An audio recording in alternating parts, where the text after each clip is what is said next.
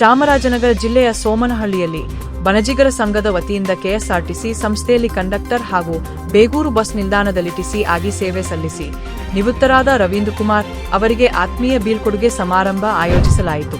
ಕಾರ್ಯಕ್ರಮವು ಕುಮಾರಿ ಬಾನ್ವಿತಾ ಅವರ ಪ್ರಾರ್ಥನೆಯೊಂದಿಗೆ ಆರಂಭವಾಯಿತು. ಬಳಿಕ ಸಂಘದ ಖಜಾಂಚಿ ದಶರಥ್ ಅವರು ನಿವೃತ್ತ ರವೀಂದ್ರ ಕುಮಾರ್ ದಂಪತಿ, ಸಂಘದ ಅಧ್ಯಕ್ಷರು, ಉಪಾಧ್ಯಕ್ಷರು ಹಾಗೂ ಸದಸ್ಯರನ್ನು ಸ್ವಾಗತಿಸಿದರು.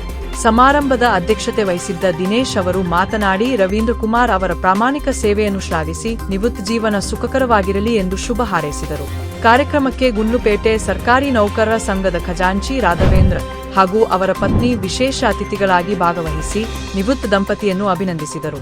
ಸೋಮನಹಳ್ಳಿ ಬಣಜಿಗರ ಸಂಘದ ಸದಸ್ಯರು ಶಿಸ್ತು ಮತ್ತು ಉತ್ಸಾಹದಿಂದ ಕಾರ್ಯಕ್ರಮವನ್ನು ಯಶಸ್ವಿಗೊಳಿಸಿ ರವೀಂದ್ರ ಕುಮಾರ್ ಅವರಿಗೆ ನೆನಪಿನ ಕಾಣಿಕೆ ನೀಡಿ ಗೌರವಿಸಿದರು.